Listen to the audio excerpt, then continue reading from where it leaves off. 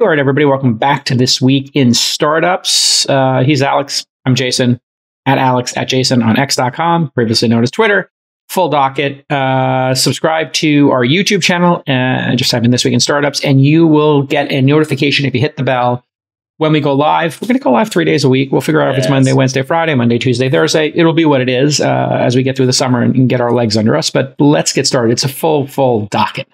Yeah, so today we have up top what Jason is calling woke Google Maps, which I'm sure is going to be a great conversation for everybody. It's going to be fun. Then we're going to talk a little bit about a fintech company called Bilt and how they've managed to take Wells Fargo for about $120 million a year. It's my favorite story in tech today, this week, maybe this month. Then AI progress in China and Japan, and who is building the fastest in and around the world. What's OpenAI really worth based off of yesterday's All In? And then new calls for social media regulation that could impact the next generation of startups, aka Jason's favorite issue today. This Week in Startups is brought to you by Squarespace. Turn your idea into a new website. Go to squarespace.com/twist for a free trial. When you're ready to launch, use offer code TWIST to save 10% off your first purchase of a website or domain. LinkedIn ads.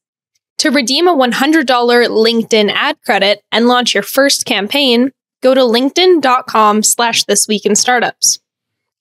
And Mercury. With Mercury, you can simplify your financial operations with banking and software that power your critical financial workflows, all within the one thing every business needs, a bank account. And with new bill pay and accounting integrations, you can pay bills faster and stay in control of company spend. Apply in minutes at mercury.com.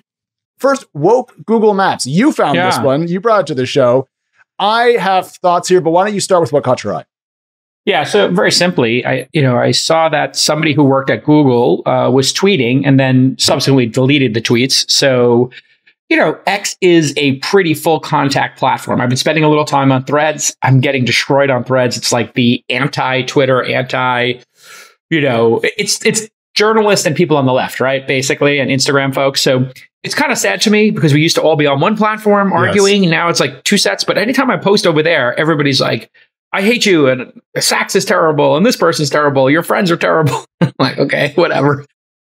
But on X, you get this Overton window is wide open. And what I thought was interesting about this was a Googler was talking about, as you can see there from the tweet, if you're watching the video, why doesn't Google have a feature of the most scenic route?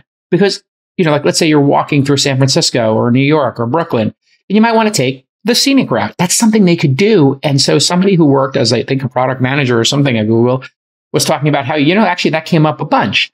And so this person, Casey K. Limes, if they are in fact from Google, it's a very tantalizing idea. I did a lot of work and research on pedestrian navigation. This was among the top feature requests I heard from study participants. So it obviously is a great feature. So you're like, okay, great. Tell me more. And here comes the bomb. The next tweet was, yeah, we didn't do it because of equity, right? And so because of its global scale, this is Casey again, who we will take in good faith is a Googler or was a Googler. Because of its global scale, even a small shift in Maps routing from a seemingly innocuous and frankly very useful feature could create a reinforcing feedback loop with spatial inequality. Spatial inequality. Now, obviously, it's very easy to mock spatial inequality, and this whole tone of everything has to do with gender, race, identity politics, income. But he goes on and says, inadvertently diverting foot traffic from low-income streets to high-income streets takes revenue and potentially tax dollars from already struggling communities and funnels it instead to richer communities. Always remember, we live and build tools in complex systems. For context, this idea was usually discussed with regard to walking navigation specifically. Okay, so what is your take? Because this is obviously, anytime we bring up DEI, merit, identity politics, everyone gets along great and no one gets upset. And everybody listens fully to each other's perspectives and takes them to heart. So yeah, and that's actually quite why I wanted to put this on, because as a twist of fate, I've actually seen a bit of what happens when routing is changed in a city and the economic impacts of it right here in Providence. So in Providence, we only have so many bridges. We're not a very big state, but there's a very critical bridge that goes out of Providence into East Providence and towards Massachusetts. Everyone goes across this who commutes, and half of it broke. So quite literally, the number of lanes we have going across this river out of Providence went from 2 bridges to 1 that has to be shared. Traffic snarl, traffic jams, local investigations, a couple $100 million to fix. This happened in the last couple of months. It's been a hot mess. Like all across the state, traffic is now just crap. And there's been a lot of economic damage that's come as a part of this. So for example, a restaurant near where I live, Noodles 102, says, look, our traffic has been decimated. We got to shut down. They're done. Other restaurants are closing and so forth. And so when I saw this, my first thought was, this seems a little bit silly. But then when I was just thinking about the economic impact, I can kind of see the point. And here's my argument. And tell me if this is too woke or not. But if you said everyone who walks wants to take scenic route, or I think they also said the nicest route was the initial point of the tweet. So nicest, scenic, people are going to go to where there's the most expensive, best kept parts of town and not go through parts of town that could probably use the foot traffic. And so my question is, who does Google really serve? Or do they have a customer that is the world, aka everyone out there? Or is it just the person who's using the app that just wants to see the most trees? Exactly. And so this is the ultimate Rorschach test. You can tell somebody's politics by how they would approach the story. This is why I wanted to put it on the docket to kind of just think from first principles. If you cut me off at the pass, I was going to tell you about a town. There is a town in north of San Francisco. I forgot the name of it, but I was driving through it. And the highway used to go through the town. So you've ever been on one of those highways and it slows down and then you're on Main Street and you hit 3 lights and then it says after the 25 miles or 35 miles an hour, now you're back on a highway. Now you can go 65 or whatever your choice is. It's like this in upstate New York as well. And I'm sure Providence. I've seen this in Austin where they have the 290 and the 290 slows down to go through certain towns and there's stoplights. Okay. So they build a highway and they stop going through the town. This town has a lot of through traffic going, out of wine country up to Portland and whatever. Town decimated. Nobody stops. They put billboards on it. Hey, get off here. See our beautiful town. Go get. But the place is hollowed out compared to what it used to be. So there is actually impact to how you route, and Google Maps is going to have an impact. So certainly, a reasonable person of good faith would say, "Hey, let's think about the impact here." On the other side, to your point, hey, I want to see more trees. I'm in Australia. I'm in Sydney. I would like to take this walk, but is there a way for me to walk along the harbor? I don't know, right? And when I try to do those walks, it's always like, here's the fastest route. And I would love for it to be able to pick the most scenic or perhaps the most populous. Maybe it's safer if it's the most populous, or I want more energy, right? And so, and conversely, you might want the least populous. Maybe you're riding on a bike. You don't want to have like a bunch of foot traffic or something. So there's all kinds of reasons. Giving the consumer the power here is great. And having a thoughtful discussion about it is great. Not everything is bad intent, is, I guess, what I would say. That's the thing. So when I read these, he says things, this Casey person, this got talked about a lot. And he says, I would love this feature and we can do it. Here's why I didn't think it was the right choice. So to me, this is describing a product team that is being as thoughtful as they can about how to build the best stuff. They mentioned studies, they're talking to users, and they want this to work out. I think we can easily say, we don't agree with the decision that they came to, but I don't think the intent here is bad. And that's why, with a lot of love, I do feel like we use the word woke a little bit too broadly. And I think it much like liberal and conservative in this country, it gets used so much that it kind of loses its definitional value. And so they're not saying you can't walk over there because you then would only go to the rich part of town. They're saying we're trying to find the right balance. And drawing that middle line, I think, is there's not one answer, Jason, because back to your point about even a Rorschach test, what I think is not probably all the time what you think. And so we're going to end up different places. I do think that a system inside of Google Maps that is purely safety oriented for pedestrians, especially at night, would make a lot of sense. Like just an anti-crime heat map, Yeah. One thing that drives me crazy is when I want to buy something on a website, but there's too much friction when I go to check out. I want a smooth and easy payment experience. And of course, it's got to be safe and secure. And sometimes I like to have other ways to pay. like through my digital wallet or even buy now, pay later, which, by the way, is super popular these days with a lot of people. If you're a merchant, you got to be able to offer alternative payment methods, so-called APMs in the industry. And you know who's the best at this? That's right, Squarespace. Squarespace Payments makes it easy for customers to make purchases, which equates to more revenue for your business. It's super easy to set up and will keep your MRR going up and to the right, which is what we're all looking for. So check out squarespace.com/twist for a free trial. And when you're ready to launch, go to squarespace.com/twist to get 10% off your first website or domain purchase. Once again, squarespace.com/TWIST. There was that app that got very popular that kind of went the vigilante route. I think Sequoia had made a bet on it. I forgot what it was called. You're not thinking about Waze, are you? Not Waze. Waze is just like, hey, get there faster. And if you got to cut through somebody's backyard and run over their tulips, fuck it, we're doing it. We're getting you there quicker. I mean, I was talking to an Uber driver. I'm here in Southern California, taking the kids to Disney and Universal and doing that little tour. The driver's like, listen, I lived here my whole life. You're going to get killed in Waze here. Like, it takes you on some crazy routes. People are speeding, whatever. Like, I know the routes. It's not worth it to save 2 minutes. And I was like, all right, interesting.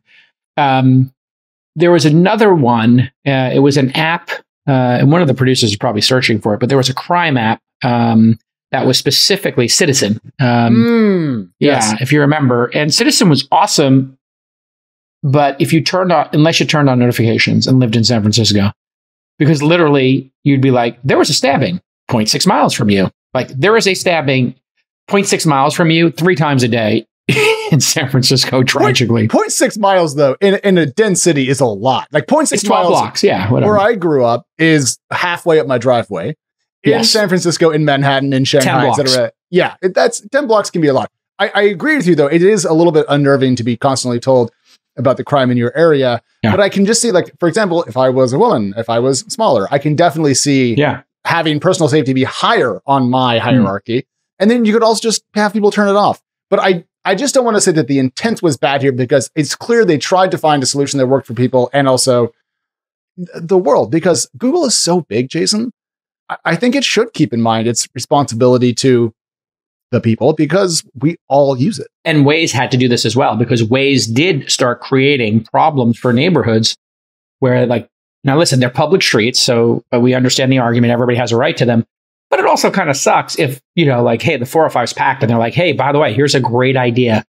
This street where all the kids used to play, through a local neighborhood, we're going to just send people through. And that's why sometimes they put like no through traffic on the street, or they put up a blocker and say, listen, there's kids at play here, and we're going to, during rush hour, close this street to through traffic, right? And so you have to, it's a negotiation, and I think it's an interesting one. Not everything is a race issue. I think the word woke is also, I was listening to Sam Harris and Bill Maher. Yeah, good friend of mine, Sam Harris. Bill Maher. I didn't know you know Sam. I loved his book on moral philosophy. Yeah. I convinced him to do a podcast. He had come to my studio, seen what I was doing with This Week in Startups. We have the same book agent. And he's like, tell me about podcasting. What do I need to do this? And I was like, a microphone and a guest. He's like, tell me more. And I told him the specific microphones were at a dinner, and couples dinner. I was like, get this microphone, get this. And I just went through it all with him. And so I'm to blame, I think, partially to blame for his podcasting, which means he's not writing any books. But they were having a good conversation about the word woke, actually. And like the word woke, I think, in the 60s and 70s, the origin of it is, hey, if you're an African American in America, stay vigilant, eyes wide open, like you might get pulled over by cops, in the South or somewhere. Like, stay woke, be aware, be present of potential threats to your safety. That's what it meant.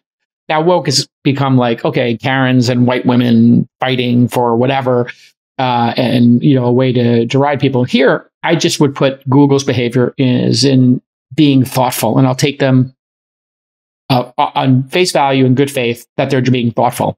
You can make fun of them for the Gemini stuff. Yeah. So the Gemini, oh God, yes. I guess that's my point, because if we call out when I was growing up in the 90s in the conservative Christian church, everything was politically correct. That was the stamp put on everything. Anything that wasn't aggressively racist or sexist was stamped politically correct.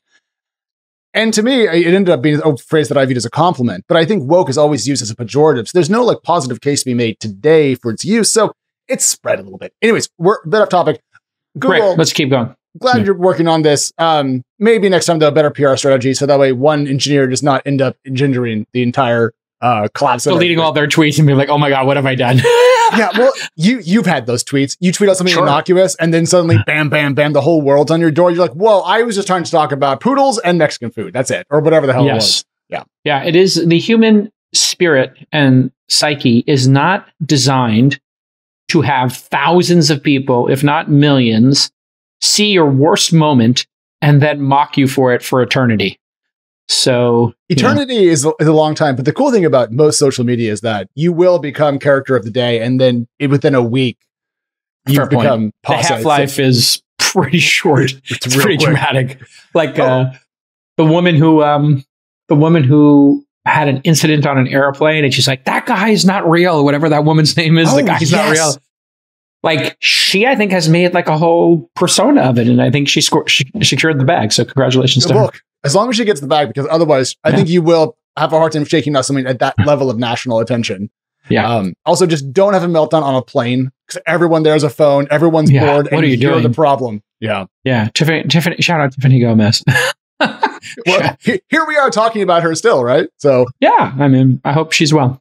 Okay, so now the best story in technology today is, I think, Bilt and Wells Fargo. Bilt, if you're not familiar with it, it's BILT. Jason, it is a fintech service that allows people to pay their rent with a credit card to generate miles. This was my dream when I lived in San Francisco. Sure. I paid so much rent and I got nothing for it. However, it turns out that people working to try to figure out how this works have finally figured out the answer. But to work everyone into this, we're going to pull up a clip from CNBC with the founder, Ankur Jain, trying to explain how this works and see if you can parse out, Jason, the gist here. It increases. I'm going to go to Ken on this because I apologize. But okay, you decided this company is worth $3 billion. Right. Based on some kind of mathematical formula about how much they're earning and what the future of this. Okay. I'm going to ask you to explain it because I unfortunately still don't understand it. What? So is it? I now let's just pretend I'm related. Okay, you come to me and you say, "Hey, we want a process for you." Yep. Okay. And I say to you, "Okay, I'd be very happy for you to process for me. How much are you charging?" Related pays for payment processing today. Right. ACH fees. They pay check cashing fees. Right. They pay card fees when you pay your rent. Instead of that being our core business, that we're trying to generate a huge margin on that, you can turn that into rewards for the customer that they can then use for airline miles, hotels. I understand, but somebody has to pay for those. That is already happening. That right there. Everybody else's business is just to keep that. So Related is already paying for payment processing before Bilt using legacy ACH. Here, right? Yes. But the key thing here at the end of the day is the building. Yeah. Right. Everyone converts to the Bilt payments platform. And they're paying a service fee for that. So the same way they used to pay for their legacy platform that gave none of that back to the renter, they now pay those same but if somebody wrote me a personal check, there'd be no fee on that. Correct. So then you get less rewards on that check payment, right? Exactly. So when you pay electronically, where there is a fee. So it sounds like there's two businesses here. Help me. There's the platform fee, so the software fee that I'm going to pay you to use, right? Payment processing. Payment process, a fee per transaction. I'm not paying you some kind of other fee on top of that as a building? Correct. Okay, what am I paying you as a building? I'm a landlord. We have a lot of landlords who are watching the show. They may want to work with you or not. How much are you charging them? The same that they currently pay for any other payment processing platform they use. And that's different, just like every enterprise deal has slightly different But most of them don't usually allow you to pay cards. All the online. This is, what's your take here? Because I'm confused, and you and I are both in the industry covering this for a combined 50 years. Not only that, we also know how credit cards work, how the financials work, how much swiping a card costs. And what I think 2 to 3%, right? Depends on the card a little bit. Amex is higher, which is why some businesses don't take them. Better rewards, blah, blah, blah. Corporate cards versus personal. And your safety, if you check people's driver's licenses, like what background you do if you wait to have it clear, all this stuff goes into your fees, right? Absolutely. Structure. Yeah. And the reason why people don't get, I think, credit card points for paying for rent is that often it's done via ACH. It's often done via cash or whatever, or just a check. And so there's not a lot of margin there. So people are trying to figure out, CNBC in this case, how does Bilt manage to offer rewards on a thing that doesn't generate margin? And the entire clip is these two poor CNBC hosts chasing this founder around in a circle, trying to figure out what it is you're selling, who's paying for it, and how it works out economically. And we have since found out, Jason, that it turns out that the answer is Wells Fargo. Ah, yeah. Sugar daddy. Well, accidental sugar daddy. Oh, okay. Explain. So the Wall Street Journal writes that essentially Wells Fargo wanted to get more deeply into credit cards, struck a deal with Bilt. It was super popular. Over 1 million people signed up in the first 18 months. Wow. And then the economics did not work out as they expected. People are not holding a balance. They are paying it off immediately. They are not being upsold to new things. They arrived because there was a perk. They are taking that perk and then they are effing off somewhere else. And so it turns out that Bilt, which is now worth $3 billion, 3.1, I think, is losing Wells Fargo around $10 million a month, which is, even for a bank, serious money. Yeah. So, unit economics is a discussion that we had a lot, maybe 3 times in my history in the industry. First, we had it with Webvan, which was Bill Gurley's investment in grocery delivery. We had it at that same time around Amazon and could you deliver books? Was there a way for this to make sense to actually ship a book and to remember Amazon Prime free shipping? How is free shipping ever going to work? Right. And so, and the answer in both those questions is it didn't work.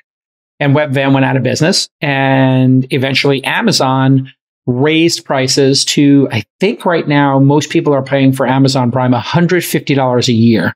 So it is not as cheap as people thought it was. The introductory price of Amazon Prime was between, I think, $40 and $50.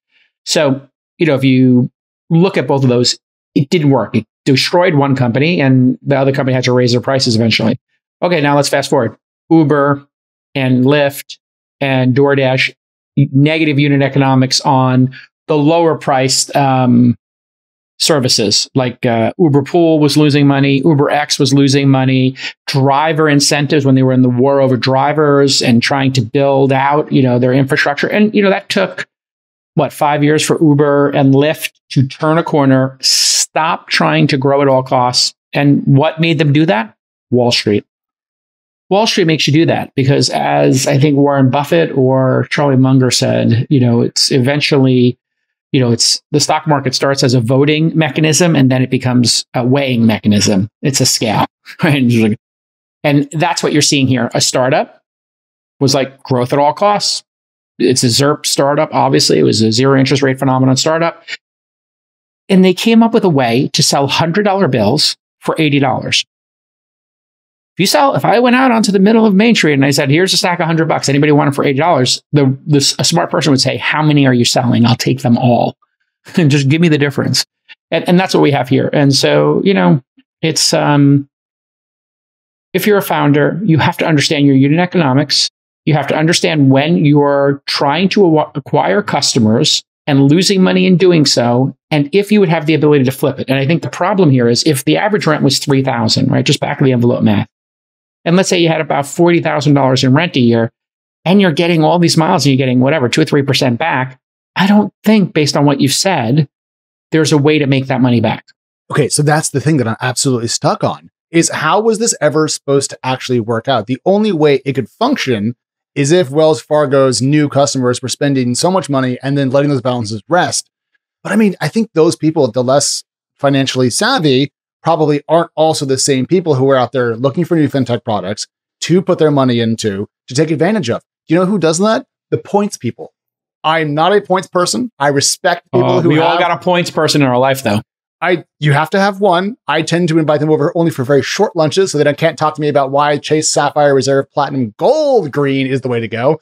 I don't care. I just don't. It's a lot of lift. It's a lot. That's a lot of squeeze for very little juice. Yeah. They're like, it's 0.5% better. And I'm like, boy, I'll buy you 2 coffees and then you don't have to do the work. So I've cleared the difference for you. But if it's a hobby, I get it.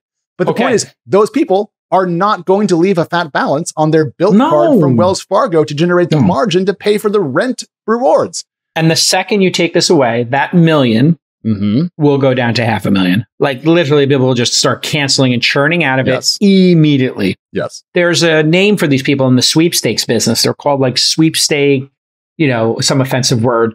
And they're basically like sweep holes or something. Like there's an industry term for it because there was at some point people going around doing like group sweepstakes, like sign up for 10 newsletters and then win a MacBook. And then all of a sudden you would do this for your email newsletter. And you know what would happen? You would get thousands of emails signing up and none of them, and your open rate would go from 50, 60% down to 40%, then down to 30%. You're like, what happened? Those were dead emails. These people were creating thousands of emails to just join sweepstakes. They were doing it programmatically.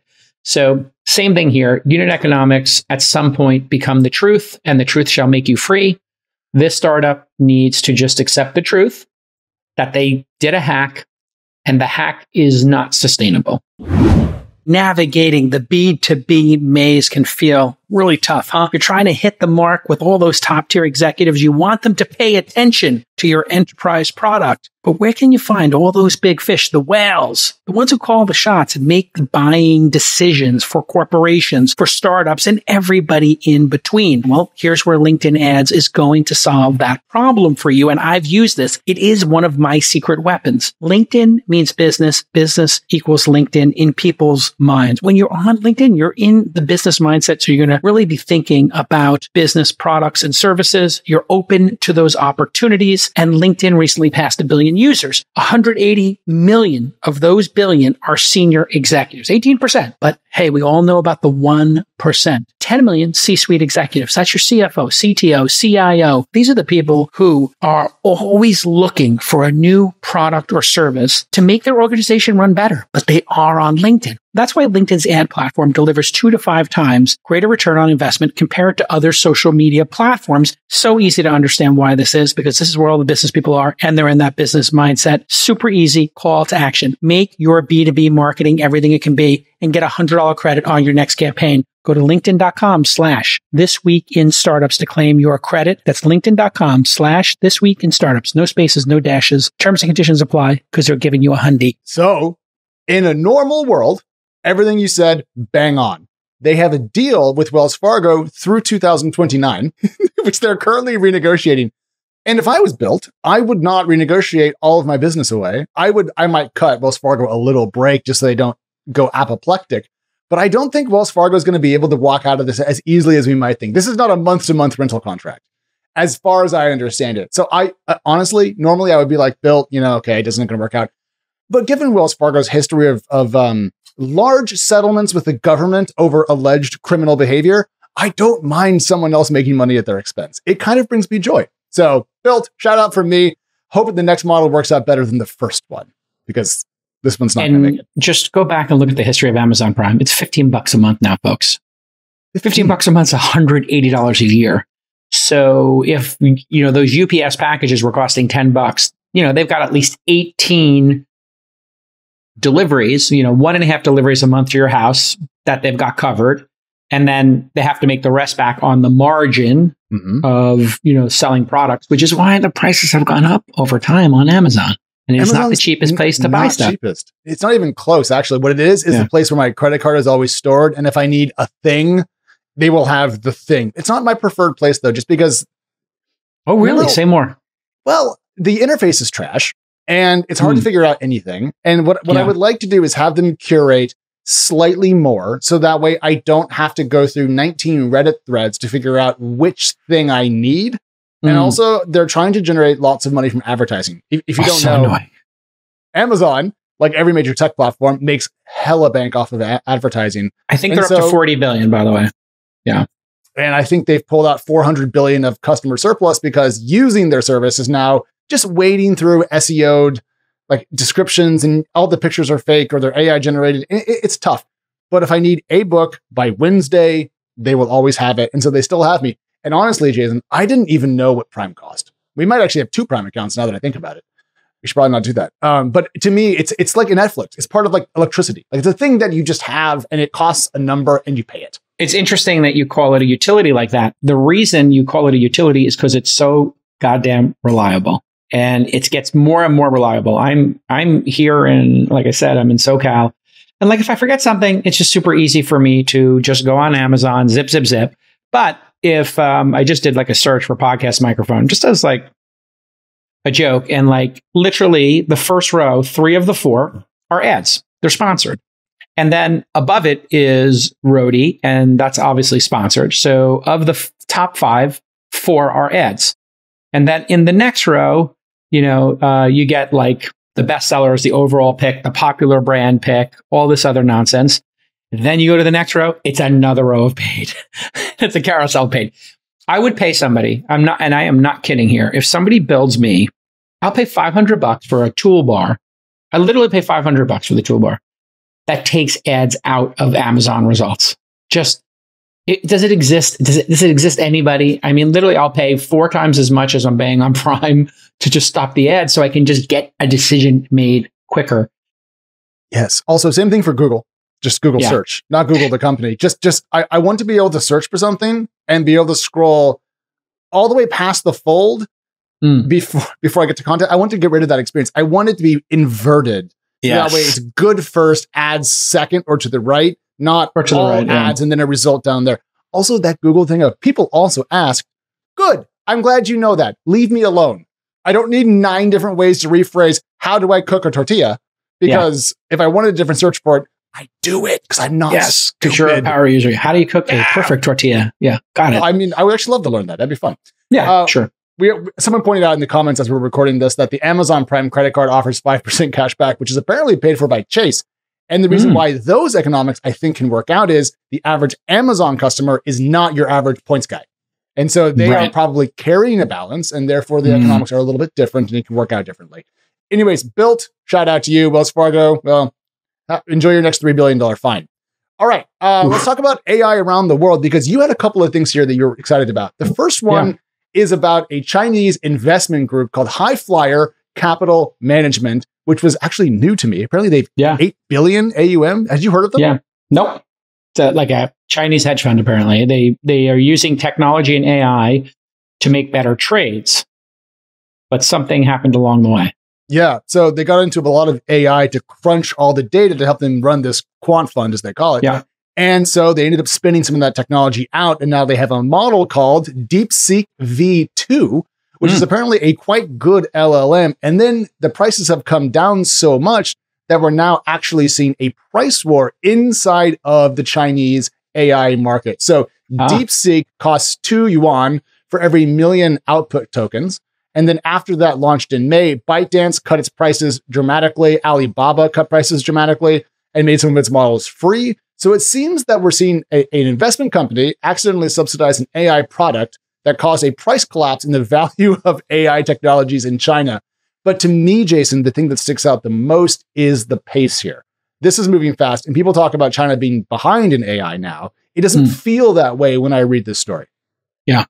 What's interesting about this is, I think, building language models in other cultures, in other languages, is going to be slightly different, I think. And, the pricing and the competitiveness here, I think, is moving all of these language models down to 0 or close to 0. It reminds me of storage. Yeah. Storage was such a blocker in our industry for so long. Google Photos. And, that's why the product launch of Gmail was so special. For those of you who are under the age of 40, when Gmail came out as the second product out of Google, you were fighting. People were selling on eBay and Craigslist invites. It was the first service to really do like an invite system, because they were trying to manage the storage. And the idea that you could have unlimited email storage broke people's brains. How is that possible? And it started with like 5 gig, 10 gig, and just you guys have, or whatever it was, maybe it was 50 megs or something. You guys know how that story went. Once we cracked that open, then YouTube, Netflix, just photos as another example, like the idea that you would save high-res photos. Before you put photos into your backup storage, the first thing you did was downgrade them. You would use a piece of software to make them smaller, and then you back them up. Now it's like, do you want raw files? Go for it. And now that I'm in my AV phase, I'm in my audio file phase, JFile, I am super into this audio stuff. I'm using Flax. These things are 20, 30, 40 times as big. And I'm storing them through a service called Qobuz, Qobuz, which it's basically like Spotify for nerds from France.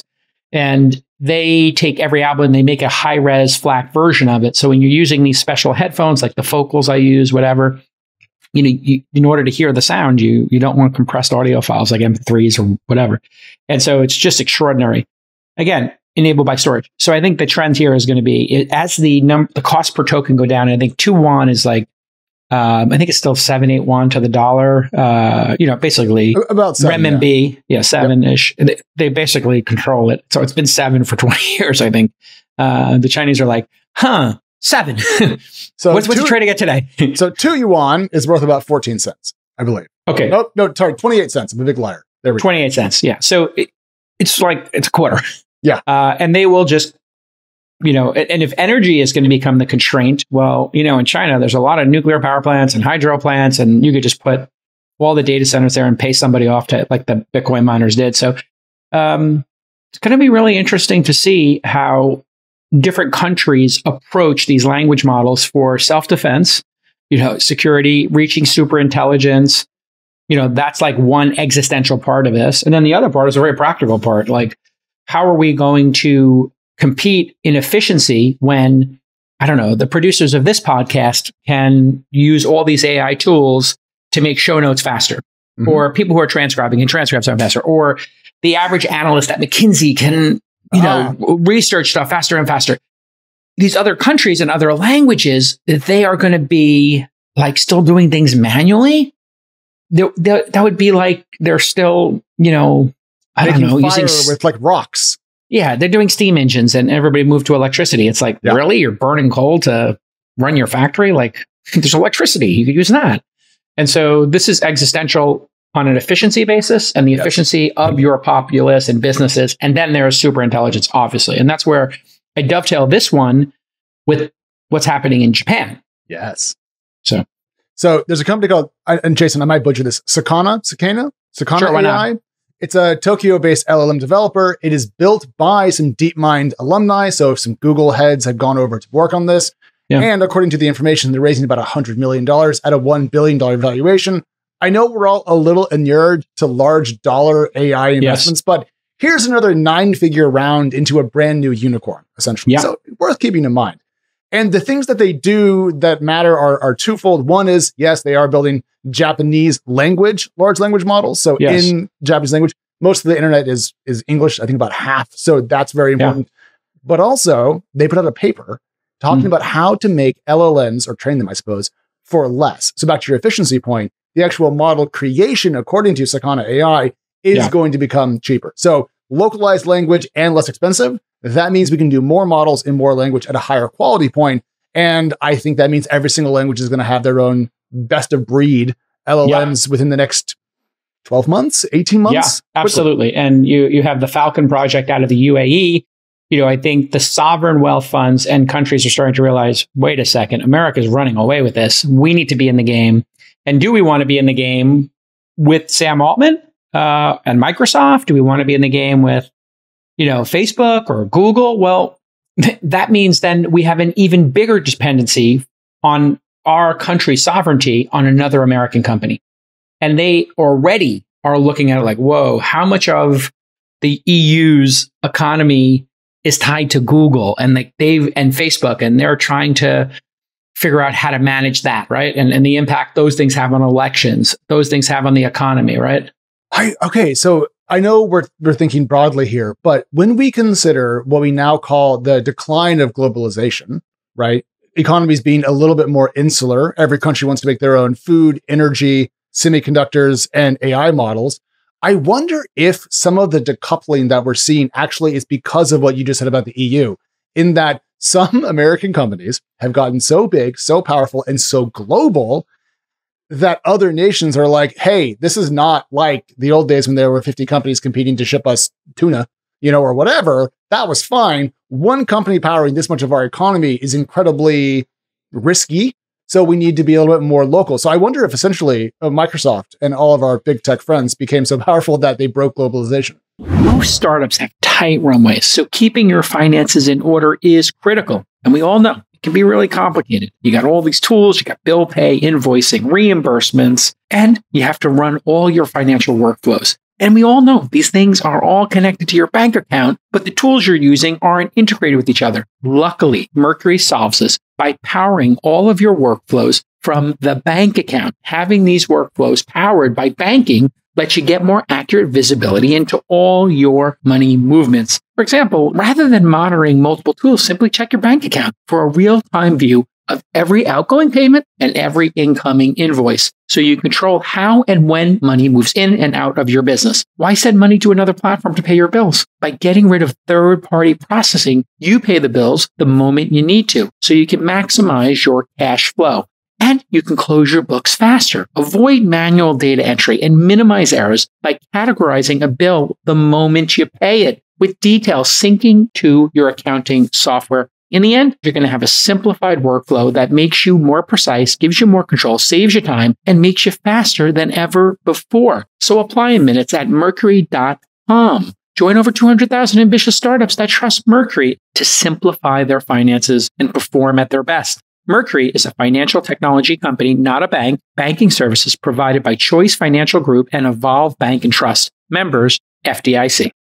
In a way, COVID exposed all of the kind of lack of redundancy in the system. So when you saw COVID and like, wait a second, people can't get their Prozac or their Adderall, people can't get toilet paper, where are batteries coming from? What about chips? Oh, I can't buy a new car because the supply chain is defined by the weakest link in the supply chain. And if the weakest link is like a chip, I don't know if people remember this, there was like a moment in time for 2 years when they were selling cars and like, you can buy this car, but it doesn't have these 3 features that we launched 7 years ago. And I was like, what? They're like, yeah, we can't get that chip. I'm like, you put that chip back in my car? And it's like, yeah, no. It's just no for you. No chip. Yeah, no adaptive cruise control for you. Keep going.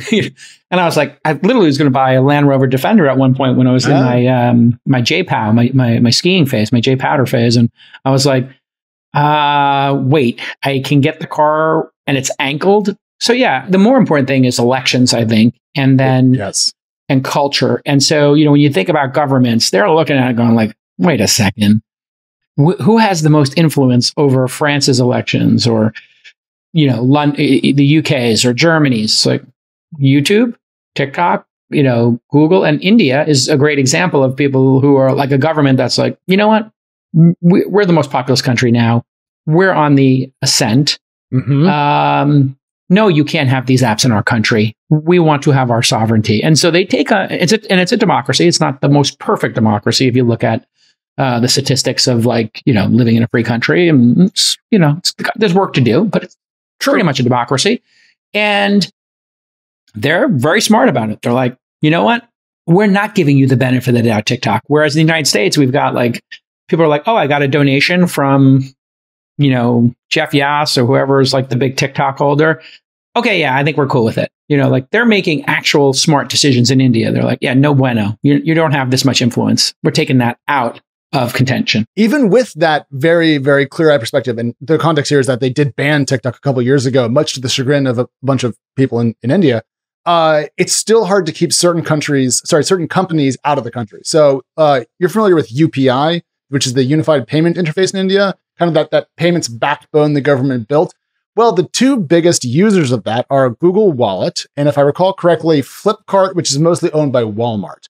And they're trying to cap the max percentage of payments on UPI that can come from those 2 at like 65% or something, but they've had to push it back because there's no real next option. So even if you're smart, it can be hard to get away from the hegemony of American companies, which are astride the globe. And if you thought what happened with the ad networks and social was a big impact, it is going to be like a drop in the bucket, a flea on the butt of an elephant when compared to what AI could do. AI could just totally change, how some of these countries are operating, and then they would be beholden to this Franken corporate structure of OpenAI, which kind of is like saying you're owned by Microsoft, or maybe they're going to have a public company. Like, do you really want the sovereignty of your country to be dependent on OpenAI or Google Gemini? Of course you don't. And so this is existential. What this also means is I think this will move the race towards AGI, general intelligence, I think is going to happen faster than people anticipate because there's going to be so much competition for it. Yeah, no, so I agree with that wholeheartedly. I'm curious what your definition of AGI is, because I've heard, I mean, this is the thing that you buy into. Yeah. I have a personal hunch that may not be particularly learned, but I'll give it to you anyway, since we're live. Why not? Yeah, sure. Flops, we'll just cut it out. No, we won't. The thing that I struggle with current LLMs is that they are very good at taking a corpus of information and doing things with it. What they cannot do is something that is kind of self-reinforcing, or they can't expand past that, as far as I understand it. So to me, an advanced generalized intelligence, if you will, would have to be able to look back at itself and then edit what's underneath its decision-making process. And then it could become something that I would consider quasi-sentient and therefore generally intelligent. And that may have sounded stupid, but I tried publicly. So there you go. Yeah. And so that is one of the definitions. There are many swings at bat for this. People have, some people have said something like very simple, like the Turing test. You can't tell it's not human, right? And it can fool most people. I look at it from not just intelligence, because verticalized intelligence we've already adapted to. We know we're not going to beat, a verticalized chess AI. We don't anticipate we would beat them, right? We don't anticipate we would beat a perfect factory robot in making perfect lattes from the Cafe X machine, right? Like no barista is going to beat the Cafe X machine in the sheer number of perfect lattes. It's just, it has all that data. It's going to be perfect. I look at it as artificial superintelligence, which means it is smarter than any human who has ever existed in the history of humanity. So I came up with that one myself because I've heard other people say it's like smarter than everybody or smarter than the average. There's a lot of things. I just say, you know what? Fuck it. Who's the smartest human that ever lived? Is it Einstein? Whoever? It's smarter than that person, which would mean it makes discoveries. It doesn't just do tasks, right? It can make novel discoveries in the world. And we're starting to see that with biotech companies. We're starting to see that with mathematics. People are starting to see the AI make discoveries that humans haven't gotten to yet. I don't know that there's been a super profound one that's changed everything, but Freeberg always talks about the protein folding kind of stuff. So it's augmenting human intelligence, like getting us to these solutions. I think it's going to be like at some point, it's going to be like, hey, by the way, you want to know what's wrong with the Big Bang Theory? And we're like, yeah, tell us, super intelligence. And be like, it's wrong. Here, I've proven the Big Bang is wrong. Here's how the universe started.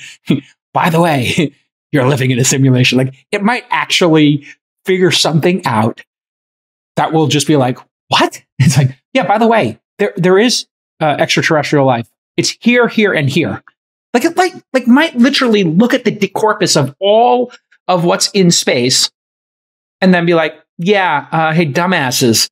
Bing, bing, bing. These are the three closest things. And by the way, here's how you know it's there. And by the way, these civilizations have flamed out 3 times already. They're on their 4th gen.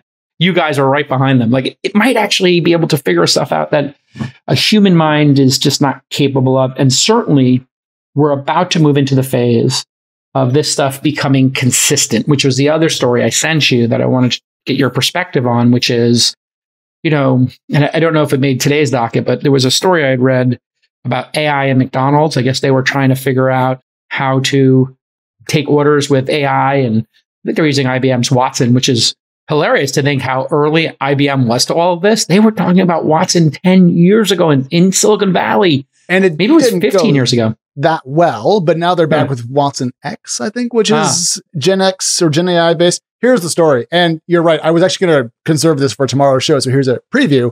But the gist here is that they put all these automated ordering systems into McDonald's locations, and now they're taking them out because they weren't doing that good of a job. And when you make a mistake with a new technology, everyone talks about it. Self-driving cars, same thing from last week. Yep. So, viral mistakes make it hard to maintain brand equity or brand strength. So actually, ironically, I think social media is to blame here, because if no one could have tweeted or TikToked their McDonald's mistake, it was probably good enough to keep, I would just guess. Yeah. But you don't want to get mocked all the time, the idea that a human being is behind that little box in the drive-thru makes no sense. Like, how is that a human's job? It makes no sense. Like, there should be an AI that's just like, you just say randomly what you want. It shows you on the screen. Please confirm, please confirm, please confirm. Boom, boom, boom, we're done. And, you know, I am super excited about humanity not having arduous, painful jobs that do not fulfill people. You know, like, and I think there's probably some people who were charming cashiers who used it as a platform for their like own personal stand-up or being kind to people. It was like a vehicle for that. But, you know, like, I don't know. Maybe some people also like digging ditches and, you know, picking corn in a field before we had it all automated away. So, well, I worry a little bit about the job like ladder. Like, okay, so I went to McDonald's the other day because I like to get an ice cream cone from there when I'm sad, and their ice cream cones make me happy. Yeah, so, they're pretty. Actually, I'm with you on that. I'm with you on the McDonald's ice cream. I started hitting the McDonald's on the way to Tahoe when I change out my snow tires. They're like, it's like on this back road in Sacramento, and the only place to eat is McDonald's, and it takes me an hour to swap the tires. I like to do it myself. I'm trying to like keep my blue collar thing going, you know, and just be a man of the people. I like, you know, you're the only guy with the family office who does his own tires, but it's fine. It's fine. I kind of like it. I just told my assistant, like, find me a place between here and here. And they found it. And I know the guy, he swaps it out. And it's good for the girls to see me changing the tires with the guy and, you know, doing these kind of like tasks. And there's a McDonald's there. And I don't go to McDonald's. My parents wouldn't let us go to fast food. That was the thing. Man, when you go to a McDonald's and you order from that kiosk and they bring you, my kids eat those chicken nuggets. I get that Filet-O-Fish and the ice cream, and the coffee's pretty good too. Coffee's actually remarkably okay. I'm like, wait a second. This coffee's as good as like most Pakistani delis where I would get them in New York. Like they don't put the same amount of sugar as my Pakistani guys do. They're like, you want sugar? 1, 2, 3 heaping teaspoons. I'm like, wow, it's different in Pakistan. Well, maybe that's like the old school Red Bull. It's just coffee with a ton of sugar. Basically, in it. They have a whole different metric scale. So, okay, you go to McDonald's, you get your ice cream, get you out of your funk. Yeah, and then I feel better. And now I have completely lost where we started this conversation because now I'm thinking about Turkish the ordering coffee. system. The ordering system. Oh, right. Anyways, I go there and thank you. That's perfect. The people who work there are fantastic. It's always kids. They're probably 18, 19. They look like they are in high school or just out of it. And they do a great job. Straight up. They're lovely to interact with. They're quick and efficient. They're great. And it is, back to your point about a platform, a first job. You get in there, you make some money, you get your first couple W-2 checks, you pay some tax, you put some money in Social Security, you learn a lot. Your friend gets fired, you learn how not to be an idiot. You become a manager, you learn how much that's terrible. And you get a lot of these kind of like building block skills. And that's why a lot of people in the United States have their first job at McDonald's or similar. You get rid of that, society's going to be okay. But if we apply the same idea to a lot of entry-level jobs, from both the most blue collar all the way to the most white collar, I worry that we are just kind of sawing the bottom off of all the ladders. Yes. And it's going to be harder to like even get senior talent later because we didn't have the junior talent that was doing the grunt work. Digging ditches sucks. I've done it. Pass. Give me a machine. But I just don't want to be so quick to rip out all the jobs because I think some inefficiencies at the earlier career point are good for the economy net down the road. And you know what? This is such an important discussion. This is why I love having you as a co-host, because we kind of go off on this little tangent here, but we're figuring some things out here in real time. What's very interesting about this conversation is having, you know, a 14-year-old and, you know, she's got cousins who are all in the same age group, and I've been hanging out with that group. And they are very interested in work. And so, like us, when we were kids, like, how much am I going to get paid per hour? And, you know, it's like my daughter's doing a little babysitting here. I'll have her do a creative project with the 8-year-olds. And I did a fun thing last night. I was like, okay, I'll give you $10 to do this creative project for an hour with your 2 siblings who are 8 years old, the twins. And then they're going to give you a review, like a Yelp review. And if it's a good review, you get a $5, they can give you a $5 tip or not. And she got the $5 tip. They really liked it, right? So I was just trying to teach them about tipping and gratuities and you know, good service and all this stuff. Yeah. And then one of my friends who's a venture capitalist, his son is trading crypto. His son's 12, 13 maybe. Yeah. And he's trading stocks. And I told him about Kids Investment Club. So I started this, I mentioned on All In, I was going to start a Kids Investment Club and just give my daughter and her cousins like $100 a month and then we get together twice a month or once a month. They pick what stock they want to do. We have a talk about it. They write a deal memo. Boom, they buy the stock. So I bought the domain name kidsinvestmentclub.com. And I'm wondering, like, the time between like full adulthood and digging a ditch. What we might actually be doing when you were explaining this, like the rungs, maybe we're compressing it a little bit and we just get them through it faster. So like, okay, 3 months of digging a ditch, do some manual labor, like understand how hard this is. Yeah. And then, hey, you can go down being a plumber. By the way, millennials are suddenly, not millennials. Yeah, millennials. I've just read an article. There's a counter trend now. Some of them are going to this trad, you know about that, traditional wife? Oh yeah, I'm familiar with trad wives. I saw this more as like they were just more interested in the trades. Right. So there's trad wives and then there's tradesmen, which is obviously this is like a very gender, if you're triggered by gender discussions, disclaimer here. These are not my terms. These are just the terms they're adopting. They're kind of going back to like, you know what? This whole system's effed anyway. If I go work at Google, I'm going to spend 3 or 4 years there. They're going to lay me off. Yeah. Screw it. I want to be a trad wife. I want to be a tradesperson and vice versa. And I'm going to be a plumber and I'm going to make $150,000 a year as a plumber and run my own business. And then I have 2 more plumbers and make $500,000 a year and I'm good. So I wonder if we're going to just compress the time that they get to adulthood and financial literacy, which is what I love about the gambling sites. Everybody's down on gambling. You know what? I can't wait for this. All right, hit me. I take the total opposite. I hope these kids lose all their money in high school, 100% of it. Yeah. They all get burned playing poker, crypto, whatever nonsense. Let them blow their $500 a month working at McDonald's and let them learn the hard lessons then. And get their brains to understand, like, you're in a casino where you cannot win. You have no edge. The system is rigged against you. And let's get that out of your system. Boom. Let's get on to the next thing. So this is like if you catch your kid smoking in the old days, you lock them in the closet with a pack of cigarettes, make them smoke them all before they can come out. And then they never smoke again. Yeah. Right. Or it's like you drank tequila in college and now you can't drink tequila anymore. Yeah. Jason's face, I believe, says it all. Happened with gin. Somebody started pouring shots of gin when I was 15 years old, and I got the dry heaves for the first time. Shots of gin? You know that Tanqueray green bottle? Oh, yeah. That look at you, you're like, oh, yeah, I know that bottle. Very quite familiar, actually. I didn't get to rehab on merit. Sorry, on are you a G&T guy? Oh, I was an everything guy, but I G'd and T'd. Oh, yes. I mean, I know some G&T people, and man, they like it a little too much. So good. I did like 4 or 5 shots of G&T over, like they shaked it in ice, and I drank it. It went down so smooth, had like an interesting flavor. Boom! I lost the next 3 hours dry heaving. Yeah, at 14 or 15, and you turned out fine. So this goes back. Yeah. All children should be given DraftKings at 15 and forced to. No, I mean I joke, but on your kids' investment club idea, when I was in elementary school, I joined the nascent stock market club, and that changed my life. So straight up, that I think was one of the first sparks of interest to me in business. And then it was biographies of Buffett, reading the journal.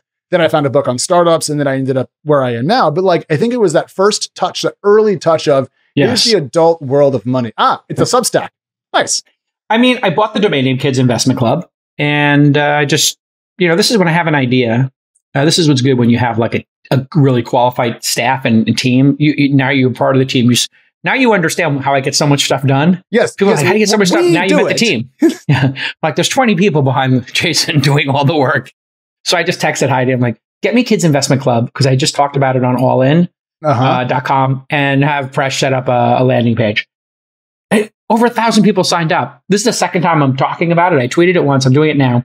And so I may make this into a product, because I was talking to my friend who had this kid who, his son, that's who the kid is, was doing the crypto trading and stocks. And he's like, yeah, it's a pain in the neck because you can't have a kid's Robinhood account. I was like, this is a business opportunity for a startup. Here's a request for startup. You go to Kids Investment Club, you download the app. They can put in their trades. The parent then sees the trade and either approves it and does it themselves. So you end up doing it for them. Got it. You approve every trade, or you're doing the trade. Right. But the kids, and you could have 4 kids in the app. Each of the 4 kids, let's say you have 4 kids, or you did it with your cousins. You have 6 kids in this app. Each of them, you put in $50 a month automatically, $100 a month, whatever your jam is. And then you let them you set rules. So my idea was to set the rule of at the end of the year, or at any time, maybe every 6 months, they can rebalance their portfolio and they can take out half the profits. I love that. So I love that. They have a motivation. Half stays in, half comes out. They can spend it on whatever they want. The other, and if they're stuck, they can't take anything out until they catch up. So they got to learn like hedge fund managers. They got to do the make good. And this would be like an incredible product. So if there is somebody out here who's a fintech founder, I will partner with them and incubate this company. Kidsinvestmentclub.com. Go ahead and sign up. I haven't done anything yet, but I'm going to do it this summer. I'm going to do the first one where maybe you'll come on with me. We'll do it as a live show. Sure. No, we'll just like teach kids, because your kids will be doing it in 8 years or something. But to your point, how inspired did you get? What was the first thing you said? Was it a startup book or was something else? So for me, it was investing in stocks, getting interested in business, started reading books about it. I was the only kid in middle school reading the journal in print because I was so cool. I was the coolest kid in middle school, as you can tell. And then I found a book called F to Startups at the Corvallis Public Library. And my friend Phil Kaplan's book. Exactly. So I saw Phil this weekend at my friend Nick Jarecki's wedding. He's one of my best friends, Phil Kaplan. I'll have him on the show. He ran, can we say his old website on the show? Foxcompany.com. Foxcompany.com. Classic. Yes. And I read his book and I was blown away by the idea that you could do business, but silly business. And I was like, perfect. This is business, but without all the old fudgy rules. Like I was reading bank earnings. And then all of a sudden you read F companies about the 2000.com boom. And you're like, that's where I want to be. And so I was going to go into economics and go to Wall Street and do banking for tech companies, but I ended up with a philosophy degree and now I'm here. So yes, this is back to Jason's point about not being politically correct. I think some of the language hasn't aged perfectly, but it is a wild and good read. I cannot recommend it highly enough. Yeah. And by the way, breaking news story here on the Zoom. Somebody just sent me a picture of you in when you got the book. Here you are, Michael P. Keaton, Alex P. Keaton. There you are. You remember Family Ties? There you are, full head of hair. Great hair back then. Yeah, no, I used to be curly and lovely, and then I don't know. My genetics reared their head. Literally, that's going to get sheared my head, I guess. It's a good look. Anyway, I think it explains a lot. You have found your tribe here on This Week in Startups. Hey, tomorrow we're going to do another live show. We'll have the Twist 500. Yes. Today, I would like to nominate both the Japanese and Chinese companies to go into the Twist 500 under LLMs. Any objections? Oh, zero. Zero objections. Okay, so we're adding those two today. So producers, please add them. And do we talk about any other startups today that we should consider? I don't think we talked about other startups to consider today. We do have a number of other entries. We also have two others that I'm going to keep under wraps that are coming in tomorrow that we're going to add and talk about. We could add Bilt, but I don't think either one of us are. I decline to choose them. They have to be nominated because this is a $3 billion pre-IPO company. So the Twist 500, they're very significant. I will nominate them. They're going on. Yeah. And if they go out in flames, you have to give $5 to the local cat and dog shelter. No. The idea is like they're worth monitoring. Like these are companies that it's worth. This is a story worth monitoring. Like you would put WeWork in the Twist 500 before they went public too. Even though it might have been a train wreck, you probably would have put. We definitely would have put Theranos in, right, to monitor that. Well, I mean, for sure. So much at stake, right? I guess that's true. We're not endorsing them as here are the 500 startups that we think have the highest chance of delivering the best IRR to their backers. It's because some of those companies are very quiet and less conversation driving. So this is visibility and importance, if you will, in the conversation and the market. So, okay, yeah, Bilt fits that. worth tracking, right? Like notable might be the word. Like, doesn't mean we're endorsing everything they do, but we're going to monitor them. And I think we'll have the twist500.com domain up shortly. You can go to, what is the domain name now for signing up for the newsletter? Ticker.startups.com. Yep. Yeah. And I'm putting links to the database of the Twist 500 in every issue that goes out. So if you get that newsletter, and if you don't do it, it's free. You can get to it very easily, and we'll have a better URL for all of that very soon, hopefully this week. All right, let's take one question from the audience as we wrap here. Any other news stories I think we can just put into tomorrow's show? What do you see as the biggest challenges around the EU's AI Act? Will the uncertainty kneecap startups Will this be a repeat of GDPR's impact on privacy laws? From Christopher Wiseman, who's watching the show live on LinkedIn. So we are coming to you live on LinkedIn. Salute. What do you think about we haven't taken apart that regulation here on the show, but knowing what I know about it, this regulation and pre-regulation of the industry is concerning to me. I think we are way too early for regulation. I might be in the minority of this, but what are your thoughts generally? No, I don't think you're wrong at all. What I find encouraging, because I do want there to be a third AI tentpole somewhere, thinking about China and India being smudged up together, being one, the US is another. I think it'd be great if there was a couple of European champions in the conversation. The thing that has me heartened about the EU AI regulation is that the Mistral team, if I recall correctly, was involved in the crafting of the final set of regulations that got put together. So they're listening to industry, and not just industry, but the current AI champion of Europe, if you will. And so that's very encouraging. And I contrast that with what we're seeing in California when they're trying to set essentially a speed limit on model size, which I don't think is the right way to approach this at all. I don't know what Scott Wiener is doing. Well, to your point earlier in the show, didn't you say earlier in the show, like everybody's making smaller models that are more efficient, and you could string together 100 models of like a small size, and then you would have routed around this rule. Well, that's one way to go about it for sure, but it's an unnecessary inefficiency, right? Like, I mean, right. It's kind of like deciding that cars, which are brand new, can't go over 7 miles an hour because the horses are in danger. Well, the horses are going away. So that to me that's is a very really silly. good analogy, right? Yeah. Thank you. Look at us on the show. The EU has me less worried than California, which is a hilarious statement about where we are today. I just think that AI engenders more doomerism than is reasonable, and climate change does not engender enough. And so I think we're freaking out about the wrong thing, and we should build awesome models, advance technology quickly, because we all might need to live in the cloud one day because there won't be any land left. We definitely, I had this discussion with Freeberg on the show, to try to just get from him, like, I'm all in, like, just putting politics aside, because I know it's like supercharged. Are ocean temperatures going up in recorded history? Yeah, big time. Are severe weather events happening at a more frequent basis in recorded history? Absolutely. Okay. Is the amount of carbon in the environment in recorded history, forget about even doing the previous carbon dating, just in modern, is that going up? And it's like, yeah, we're starting to even it out. We're actually kind of getting to less increasing. Great. So, just put it all together. I remember 20 years ago, I was talking to Elon about this issue, and he just said, you know what, Jason? This is a stupid experiment to run because we have one planet. So why would you, if it's a 1% chance, if it's a 0.1% chance, you would never run that type of experiment. So I just keep that in mind. This is a first principle thinker extraordinaire, and he kind of, did a good job with the EVs and backing up the biosphere to Mars. So I give him a little bit. He does my two favorite things. Yeah. He's getting us closer to self-driving. Yeah.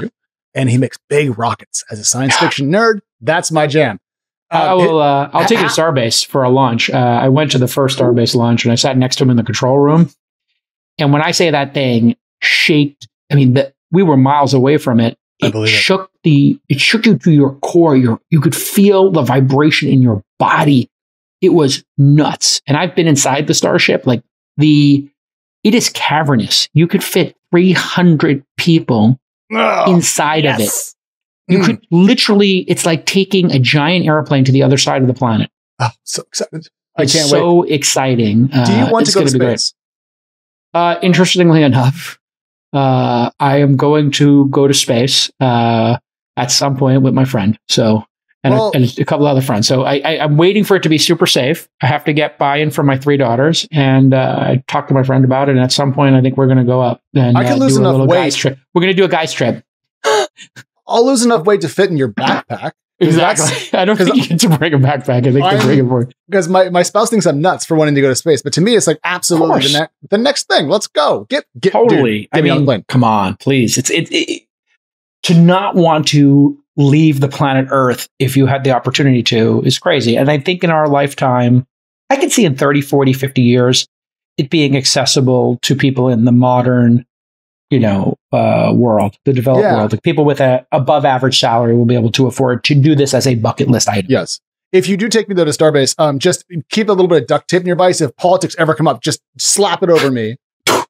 Listen, with regard to politics, we could talk about it here. You and I are actually perfectly aligned on this because we're both first principle thinkers who are common sense thinkers. And like, I can't wait for this election to be over. This is like, I don't know if you saw, I was checking out Drudge Report and they linked to an Axios story that had Pew data on it. So I guess I'll give Pew data the credit for this. Sure. The number of people, the percentage of people who hate both candidates is now above 25%. I saw your tweet about this. Double haters, they call them. I love it. It's like the Chappelle Show, the haters ball. I am totally on the haters ball. That sketch. Steve Nasty, you are the nastiest pimp I ever saw. Dave Chappelle is the Chappelle Show remains to this day underrated, which is hard given how much praise it was given. It's so great. Well, let's call it there, and we'll be back tomorrow with a lot more. We went crazy. Long show. Everybody, do us a favor. If you like the show, just email like a friend or two, like maybe just one. Just email one friend and say, check out Alex and Jason breaking down the news. Like this really will catch you up and get you thinking about the future. That's all I ask. Just send it to one friend. That's it. Send the link to one friend. Say, check it out. 3 days a week, you're going to start getting your news. So this is the place. Get your subscription tight. Keep it right. Alex, you're awesome. x.com/Alex. Cautiousoptimism.substack.com. .news. Oh, cautiousoptimism.news. Yes, I have a fancy. I have my own URL too, Jason. It's not just the Kids Investment Club. I like that. There you go. We'll see you all next time. Bye-bye.